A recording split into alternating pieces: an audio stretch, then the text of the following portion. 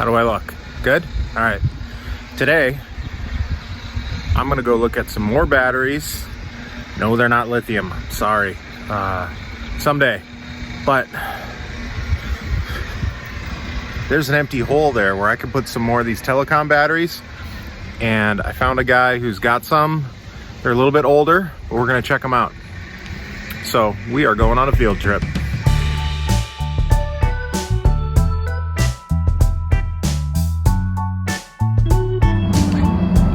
Here we are at Minnesota Discount Batteries in Plymouth. And let's check it out. Jeez.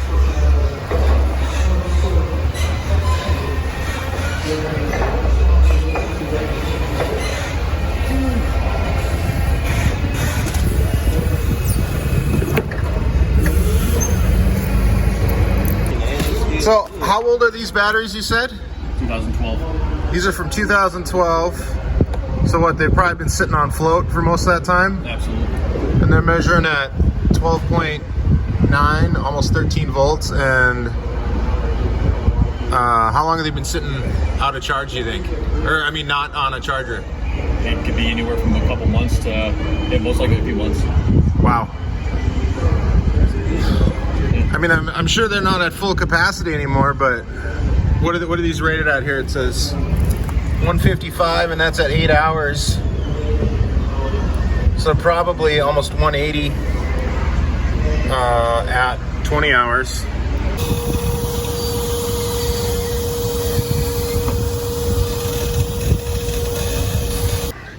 All right, back at home base here. They were a little bit busy in the warehouse there, so I figured I would talk about these a little bit more and what we talked about there, just because I don't like putting people on camera without them really being prepared. So yeah, I got these hooked up right here, getting 13 volts out of this, open circuit. Let's look at the next one here. This is going to be backwards, obviously, but oh no, it's not. 13 on that one. 13 on that one. That's just crazy. Okay, we're testing this one now. Also 13. I mean, I think it's pretty safe to assume the last one there is going to be 13 too. It's pretty safe to assume these are all going to show 13 volts. I only need 4 of these. I kept the other one. I might try and sell, or just keep it as a spare, or who knows what. Might try and use it as a UPS battery, or maybe a generator start battery, who knows.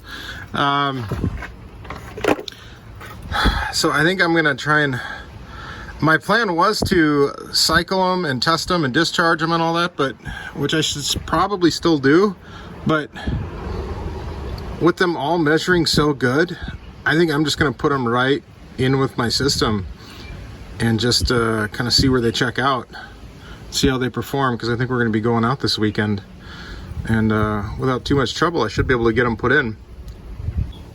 So we bought out a golf cart a while ago, and I basically made a little wood truck bed for it. We use it all the time, and I think I'm going to use it for this. I'm not going to put more than 2 on here because each of these batteries weighs about 100 pounds. So at first, when I was planning on expanding this bank, I said, oh, I want more of these Portalac ones. But then the more I started thinking about it, I was like, okay, well, I'd have to rearrange how I do all this. But they have ones that are a little bit smaller. So this is going to work just fine. All I got to do is just take this and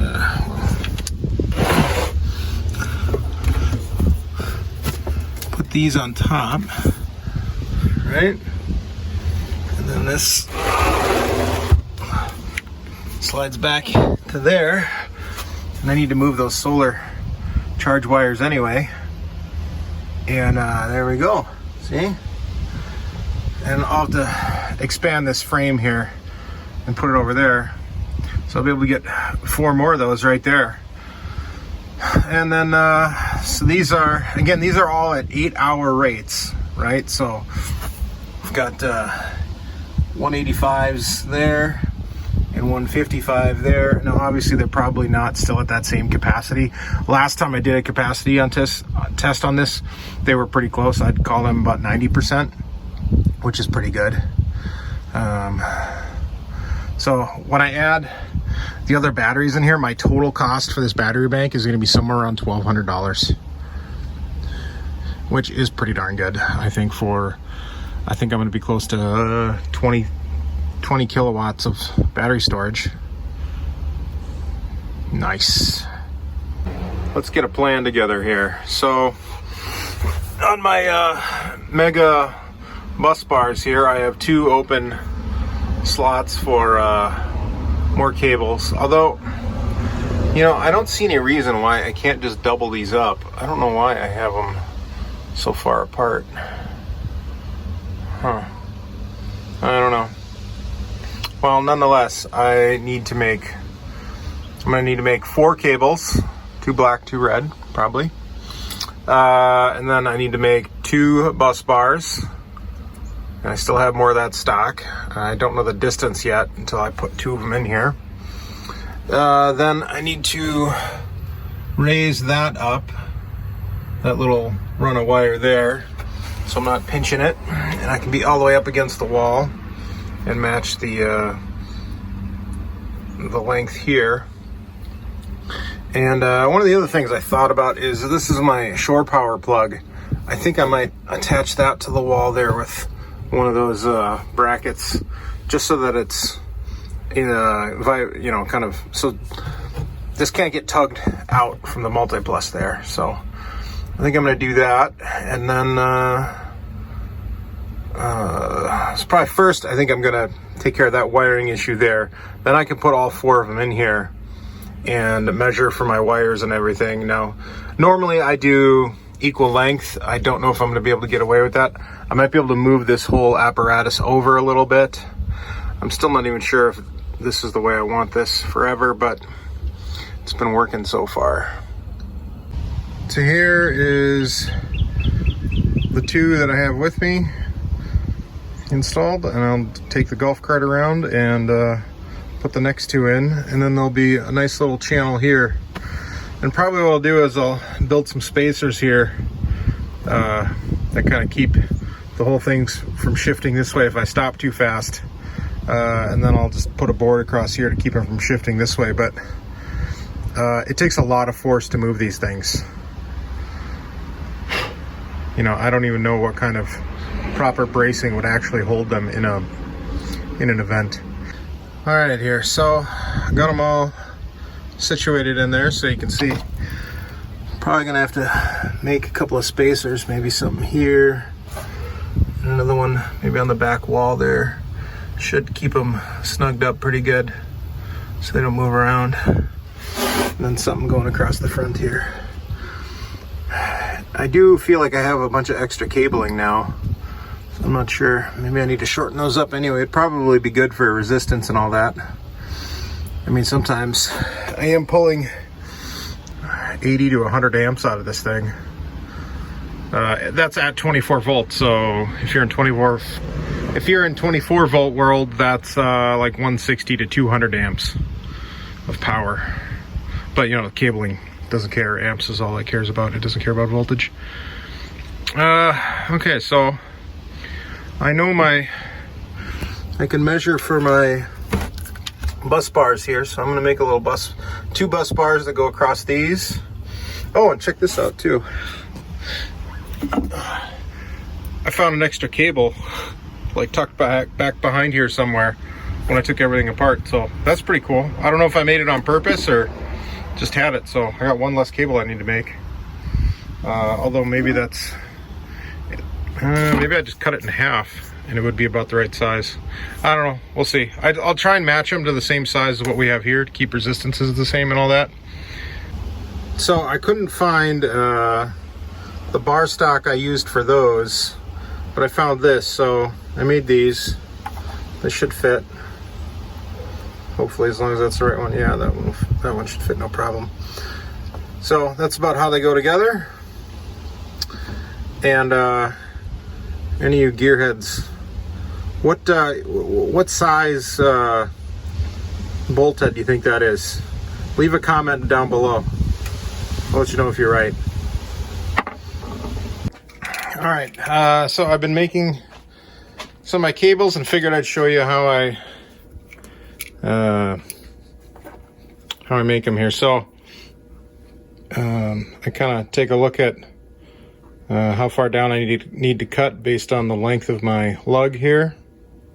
So we'll go about to where that gear is and just go all the way around that with a utility knife. I do end up cutting some of the strands, but it's not the end of the world. Better that than my fingers, I always say.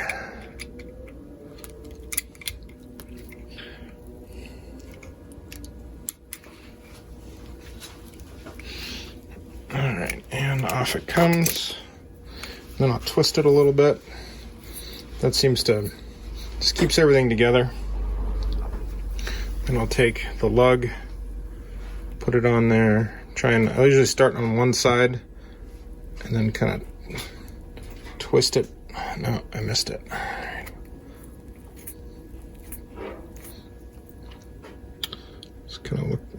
Just kind of pinch it together.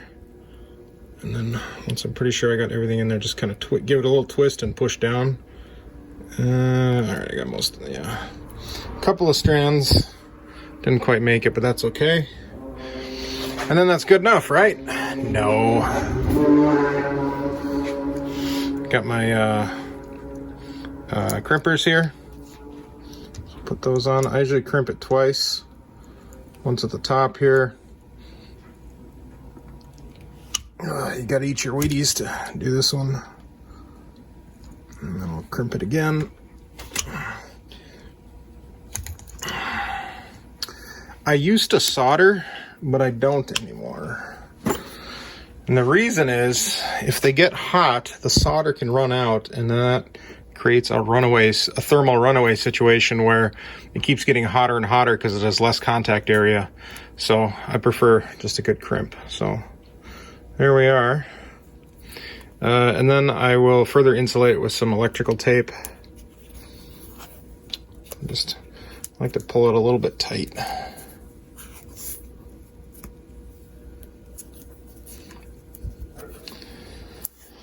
I've really never had any crazy issues, but better safe than sorry. And I do feel like this tape will kind of give you a warning sign if it's starting to get hot. You'll see it kind of melt and shrivel up a little bit, so that's nice. But these connections should never get hot. All right, so I got these, and just like cooking shows on TV, the other positive side has also magically been done, right? They just pull the baked cake out of the oven and say, you know, step 1, get flour. Step 2, make the rest of the cake, right? So I've got this other cable. I'm going to cut it in half and put 2 ends on that. But one thing I did want to mention were these lugs. I have gone through a couple of lugs, or different types of lugs. I swear by these right now. I mean, you can see they're pretty thick. And they're actually a pipe just squeezed together. In a pinch, I actually used pipe, just copper pipe, and made my own. Remember, we were leaving here for South Dakota at about 11 o'clock, and one of my lugs burned, one of the soldered ones, and so I made a new one, and it's been holding fine ever since, so I haven't even gotten around to changing it. And I don't know if I will, because it's working. It's pretty much the same as this. But do not cheap out on your lugs. They need to be solid, very heavy. So that's my word on lugs. This is them all wired up and installed. Looks a little bit like a mess, but it makes sense to me. One thing I did notice, the voltage here dropped right away a little bit. It was at 26.9 or so. Now it's 26.61. So these are definitely taking a charge, which is not too unexpected. So I think I might plug into shore power and let it charge up, and we'll go from there. So I'm doing a little test here Got my Harbor Freight amp meter, and I'm running both air conditioners, so it's pulling a lot. So my voltage has dropped considerably. I'll show you what we're pulling here.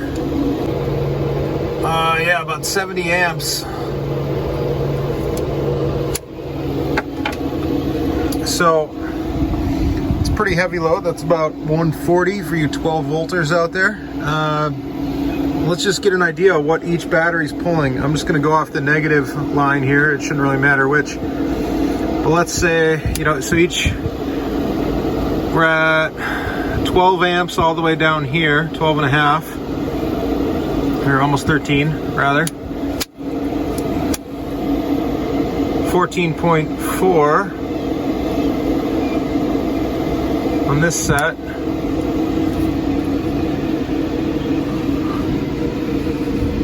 13.8 on this set. This one's been high lately. 16. It was a 17 for a while.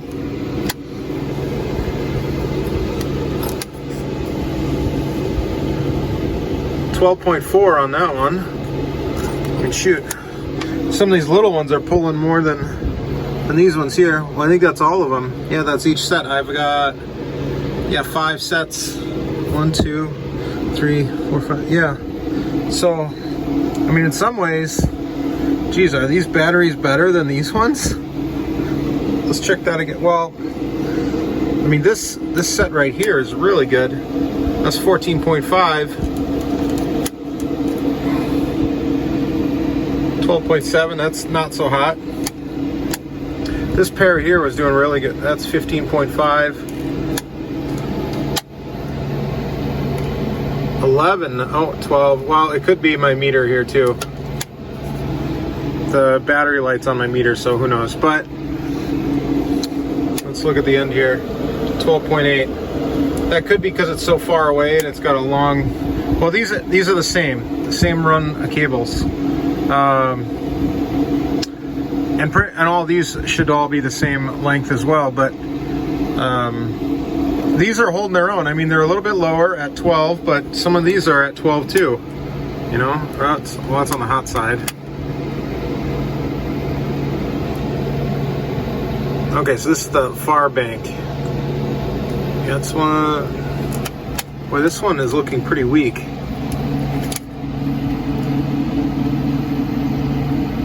You know what? It might just be the way I have it.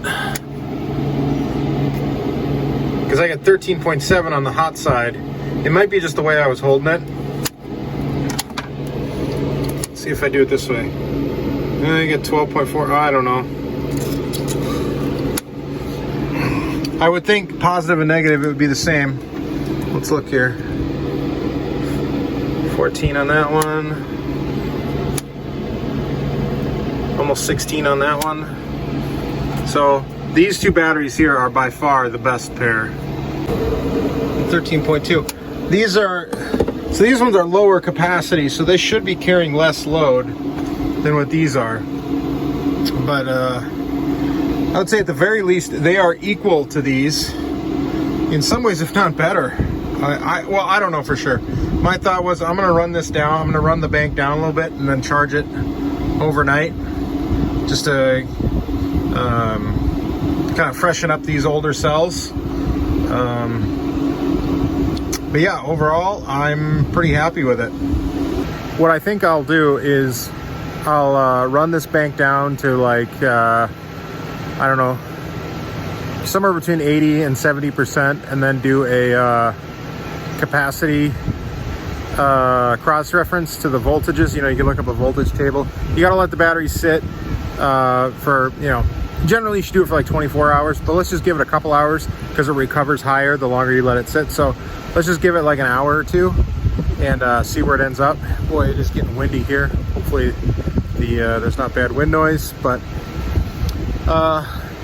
we're close to wrapping it up here. I'll probably have one more update and then that'll be it.